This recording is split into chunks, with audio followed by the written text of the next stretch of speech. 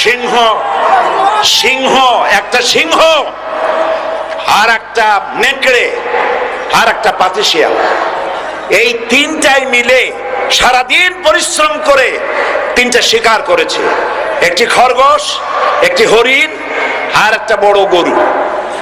সিংহ বলছে আমি পরিশ্রম করে আমরা তিনজনে শিকার করছি, কিন্তু আমার নিয়ম হলো বিচার ব্যবস্থা না করিয়া, ভাগ না করিয়া খাওয়া আমি পছন্দ করি না।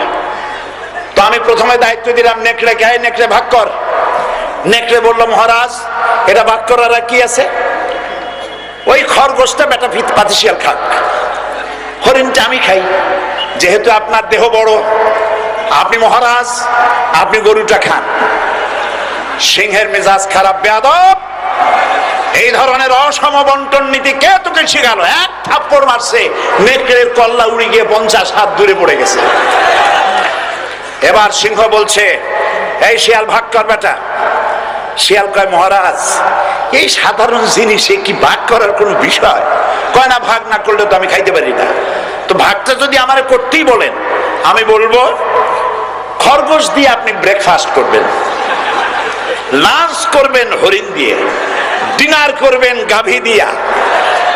মহারাজ খুব খুশি, হ্যাঁ রে শিয়াল রে, এত সুন্দর ইনসাফ ভিত্তিক বন্টন নীতি কে তোরে শিখালো রে?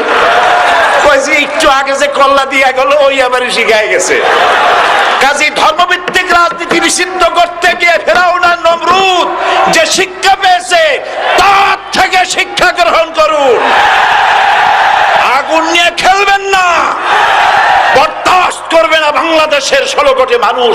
মুসলমান তো দূরের কথা, হিন্দু, খ্রিস্টান, বৌদ্ধ সব ধর্মপ্রাণ ধর্মভিত্তিক রাজনীতি নিষিদ্ধ করার মতো আগুন নিয়ে খেলা বন্ধ করুন, বন্ধ করুন। জনগণ মানবে না, মানবে না, মানবে না। আল্লাহ হাফেজ।